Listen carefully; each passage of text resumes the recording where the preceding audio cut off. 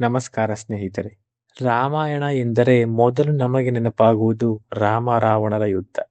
ಆದರೆ ಈ ಯುದ್ಧದಲ್ಲಿ ರಾಮನ ಗೆಲುವಿನ ಬೆನ್ನೆಲುಬಾಗಿ ನಿಂತಿದ್ದು ಒಂದು ಅತಿಮಾನುಷ ಶಕ್ತಿ. ಅದು ವಾನರ ಸೇನೆ. ಕೇವಲ ಕಲ್ಲು ಮತ್ತು ಮರಗಳನ್ನು ಹಿಡಿದು ಶಸ್ತ್ರಸಜ್ಜಿತ ರಾಕ್ಷಸ ಸೈನ್ಯವನ್ನೇ ನಡುಗಿಸಿದ ಆ ಸೈನ್ಯ ಯಾವುದು? ನಾವೆಲ್ಲರೂ ಕೇಳಿದ್ದೇವೆ. ಈ ವಾನರರು ಸಮುದ್ರದ ಮೇಲೆ ಸೇತುವೆ ಕಟ್ಟಿದರು, ಪರ್ವತಗಳನ್ನೇ ಎತ್ತಿದರು ಎಂದು ನಾವು ಕೇಳಿದ್ದೇವೆ. ಆದರೆ ಇಂದಿನ ಆಧುನಿಕ ಯುಗದಲ್ಲಿ ಒಂದು ಪ್ರಶ್ನೆ ಎಲ್ಲರನ್ನೂ ಕಾಡುತ್ತಿದೆ. ವಾನರ ಸೇವೆ ನಿಜವಾಗಿಯೂ ಇತ್ತೆ, ಅಥವಾ ಇದೆಲ್ಲವೂ ಬರೀ ಕಟ್ಟುಕತೆಯೇ? ಅವರು ಕೇವಲ ಕೋತಿಗಳಾಗಿದ್ದರೆ, ಅಥವಾ ನಮಗಿಂತ ಶಕ್ತಿಶಾಲಿಯಾದ ಯಾವುದೋ ಬೇರೆ ಪ್ರಭೇದದ ಮಾನವರಾಗಿದ್ದರೆ? ಇಂದು ನಾವು ಈ ವಾನರ ಸೇನೆಯ ಇತಿಹಾಸ, ಅವರ ಹುಟ್ಟು ಮತ್ತು ಇಂದಿನ ವಿಜ್ಞಾನ ಹಾಗೂ ಪುರಾತತ್ವ ಇಲಾಖೆ ನೀಡಿ ಬೆಚ್ಚು ಬೀಳಿಸುವ ಪುರಾವೆಗಳನ್ನು ಬಗ್ಗೆ ಸಂಪೂರ್ಣವಾಗಿ ತಿಳಿದುಕೊಳ್ಳೋಣ. ಸತ್ಯ ಅಂದುಕೊಂಡಿದ್ದಕ್ಕಿಂತಲೂ ಆಶ್ಚರ್ಯವಾಗಿದೆ. ಯಾರೂ ಕೂಡ ವಿಡಿಯೋನ ಸ್ಕಿಪ್ ಮಾಡಬೇಡಿ, ಕೊನೆಯವರೆಗೂ ನೋಡಿ. ಬ್ರಹ್ಮನ ಆಜ್ಞೆಯಂತೆ ರಾವಣನ ವಧೆಗಾಗಿ ಜನಿಸಿದ ಶ್ರೀರಾಮನಿಗೆ ಬೆಂಬಲ ನೀಡಲು ದೇವತೆಗಳು ತಮ್ಮ ಅಂಶದಿಂದ ವಾನರರನ್ನು ಸೃಷ್ಟಿಸಿದರು. ಪ್ರತಿಯೊಬ್ಬ ಪ್ರಮುಖ ವಾನರ ವೀರನು ಒಬ್ಬೊಬ್ಬ ದೇವತೆಯ ಪ್ರತಿರೂಪವಾಗಿದ್ದರು. ಹನುಮಂತನು ವಾಯುದೇವನ ಅಂಶ, ಬುದ್ಧಿ ಮತ್ತು ವೇಗಕ್ಕೆ ಹೆಸರುವಾಸಿ. ವಾಲಿ ಮತ್ತು ಸುಗ್ರೀವ ಕ್ರಮವಾಗಿ ಇಂದ್ರ ಮತ್ತು ಸೂರ್ಯನ ಪುತ್ರರು. ನೀಲ ಅಗ್ನಿದೇವನ ಅಂಶ, ಸೇನಾ ವಿನ್ಯಾಸದಲ್ಲಿ ಇವನು ಚತುರ. ನಳನು ದೇವಶಿಲ್ಪಿ ವಿಶ್ವಕರ್ಣನ ಅಂಶ, ಸೇತುವೆ ನಿರ್ಮಾಣದ ತಜ್ಞ ಇವನದೇ. ಜಾಂಬುವಂತನು ಬ್ರಹ್ಮನ ಅಂಶ. ಇವರು ಕರಡಿ ರೂಪದವರಾದರೂ ವಾನರ ಸೈನ್ಯದ ಮಾರ್ಗದರ್ಶಕರಾಗಿದ್ದರು. ಇನ್ನು ಸಂಸ್ಕೃತ ವ್ಯಾಖ್ಯಾನದ ಪ್ರಕಾರ ವಾ ಎಂದರೆ ಅಥವಾ ಮತ್ತು ನರ ಎಂದರೆ ಮನುಷ್ಯ ಎಂದು ಉಲ್ಲೇಖವಾಗಿದೆ. ಇನ್ನು ಈ ಪದಕ್ಕೆ ಮತ್ತೊಂದು ಸುಂದರ ಅರ್ಥವಿದೆ. ವನೇಚರತಿ ಇತಿ ವಾನರಃ, ಅಂದರೆ ಅರಣ್ಯದಲ್ಲಿ ಸಂಚರಿಸುವವರು ಎಂದರ್ಥ. ಅವರು ಮಾನವನಂತೆಯೇ ಬುದ್ಧಿಶಕ್ತಿ, ಭಾವನೆ ಮತ್ತು ಸಂಸ್ಕಾರಗಳನ್ನು ಹೊಂದಿದ್ದರು. ಆದರೆ ಪ್ರಾಣಿಗಳಿಗಿರುವ ದೈಹಿಕ ಶಕ್ತಿ ಮತ್ತು ಚಟುವಟಿಕೆಗಳನ್ನು ಹೊಂದಿದ್ದರು.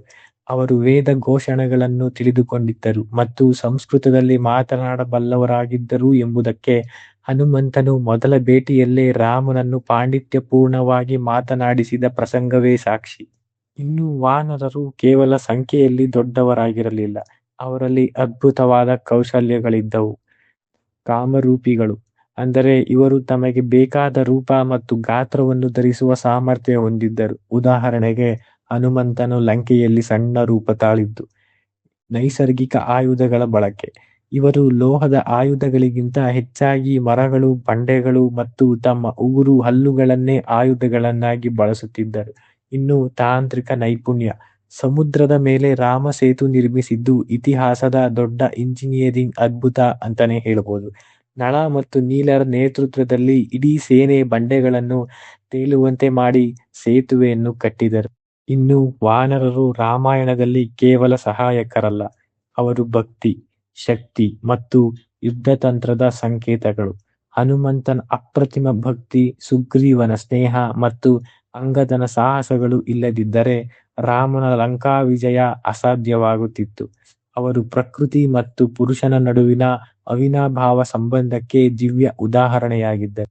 ಇನ್ನು ವಾನರ ಸೇನೆ ಇತ್ತು ಎಂಬುದಕ್ಕೆ ಹಲವಾರು ಆಧಾರಗಳು ಸಿಗುತ್ತಿವೆ. ರಾಮ ಸೇತುವಿನ ಕುರಿತಾದ ಸಂಶೋಧನೆಗಳು ಕೇವಲ ಧಾರ್ಮಿಕ ನಂಬಿಕೆಯಲ್ಲ, ಅವು ವಿಜ್ಞಾನಿಗಳಿಗೂ ಕೂಡ ಒಂದು ದೊಡ್ಡ ಸವಾಲಾಗಿದೆ. ತೇಲುವ ಕಲ್ಲುಗಳು, ರಾಮೇಶ್ವರಂನ ಸುತ್ತಮುತ್ತ ಇಂದಿಗೂ ನೀರಿನಲ್ಲಿ ತೇಲುವ ಕಲ್ಲುಗಳು ಸಿಗುತ್ತವೆ. ಇವು ಜ್ವಾಲಾಮುಖಿಯಿಂದ ಉಂಟಾದ ಲಾವಾ ಕಲ್ಲುಗಳಾಗಿರಬಹುದು ಅಥವಾ ವಿಶಿಷ್ಟ ಸಂಪ್ರದಾಯತೆ ಕಲ್ಲುಗಳಿರಬಹುದು ಎಂದು ಹೇಳಿದ್ದಾರೆ. ರಾಮಾಯಣದಲ್ಲಿ ವಾನರರು ಈ ತಂತ್ರಜ್ಞಾನವನ್ನು ಬಳಸಿ ಸೇತುವೆ ನಿರ್ಮಿಸಿದ ಉಲ್ಲೇಖವಿದೆ. ಇನ್ನು 48 ಕಿಲೋಮೀಟರ್ ಉದ್ದದ ಈ ರಚನೆಯು ಸಮುದ್ರದ ಮಟ್ಟಕ್ಕಿಂತ ಕೆಲವೇ ಅಡಿಗಳಷ್ಟು ಕೆಳಗಿದೆ. 15ನೇ ಶತಮಾನದವರೆಗೂ ಇದನ್ನು ನಡೆದುಕೊಂಡೇ ದಾಟಬಹುದಾಗಿತ್ತು ಎಂದು ಹಳೆಯ ದಾಖಲೆಗಳು ಹೇಳುತ್ತವೆ. ಇನ್ನು ಹಂಪಿಯ ಆನೆಗುಂದಿ ಪ್ರದೇಶವು ಇಂದಿಗೂ ರಾಮಾಯಣದ ಪುಟಗಳನ್ನು ಕಣ್ಣು ಮುಂದೆ ತರುತ್ತದೆ. ವಾಲಿ ಮತ್ತು ಸುಗ್ರೀವರ ನಡುವಿನ ವೈಮನಸ್ಯದ ಸಮಯದಲ್ಲಿ ಸುಗ್ರೀವನು ಅಡಗಿಕೊಂಡಿದ್ದ ಪರ್ವತವಿದು. ಇಂದಿಗೂ ಇಲ್ಲಿನ ಬಂಡೆಗಳ ರಚನೆ ಮತ್ತು ಗುಹೆಗಳು ಆ ಕಾಲದ ಕಥೆಯನ್ನು ನೆನಪಿಸುತ್ತವೆ. ಅಂಜನಾದ್ರಿಯ ಬೆಟ್ಟ ಹನುಮಂತನು ಜನಿಸಿದ ಈ ಸ್ಥಳ ಎಂದು ನಂಬಲಾದ ಈ ಬೆಟ್ಟವು ಕಿಷ್ಕಿಂಧೆಯ ಕೇಂದ್ರ ಭಾಗದಲ್ಲಿದೆ. ಈ ಭಾಗದ ಗುಹೆಗಳಲ್ಲಿ ಕಲ್ಲಿನ ಯುಗದ ಮಾನವರು ಬಿಡಿಸಿದ ಚಿತ್ರಗಳು ಸಿಕ್ಕಿವೆ. ಇದು ಸಾವಿರಾರು ವರ್ಷಗಳ ಹಿಂದೆಯೇ ಇಲ್ಲಿ ಒಂದು ಮುಂದುವರಿದ ಬುಡಕಟ್ಟು ಸಮುದಾಯದ ವಾಸವಾಗಿತ್ತು ಎಂಬುದಕ್ಕೆ ಸಾಕ್ಷಿಯಾಗಿದೆ. ಇತಿಹಾಸಕರ ಪ್ರಕಾರ ವಾನರರು ಮನುಷ್ಯರಿಗಿಂತ ಭಿನ್ನವಾದ, ಆದರೆ ಮಂಗಗಳಿಗಿಂತ ಮುಂದುವರಿದ ಹೋಮಿನೈಡ್ಸ್ ಆಗಿರಬಹುದು. ಇವರು ಕೇವಲ ಕಾಡಿನ ಪ್ರಾಣಿಗಳಲ್ಲ, ಬದಲಾಗಿ ತಮ್ಮದೇ ಆದ ಸಂಸ್ಕೃತಿ, ರಾಜಕೀಯ ವ್ಯವಸ್ಥೆ ಮತ್ತು ಯುದ್ಧ ತಂತ್ರಗಳನ್ನು ಹೊಂದಿದ್ದ ನಾಗರಿಕ ಬುಡಕಟ್ಟಿನವರು. ವಾಲ್ಮೀಕಿ ರಾಮಾಯಣದ ಪ್ರಕಾರ ವಾನರರು ಕೇವಲ ಹಣ್ಣು ಹಂಪಲುಗಳನ್ನು ತಿನ್ನುತ್ತಿದ್ದ ಸಸ್ಯಾಹಾರಿಗಳಾಗಿದ್ದರು. ಮಧುವನ ಪ್ರಸಂಗದಲ್ಲಿ ಇದರ ಉಲ್ಲೇಖವಿದೆ. ಅವರು ಗುಹೆಗಳಲ್ಲಿ ನಗರಗಳನ್ನು ನಿರ್ಮಿಸಿಕೊಂಡಿದ್ದರು. ಉದಾಹರಣೆಗೆ ಕಿಷ್ಕಿಂಧೆ ಒಂದು ಗುಹಾ ನಗರ.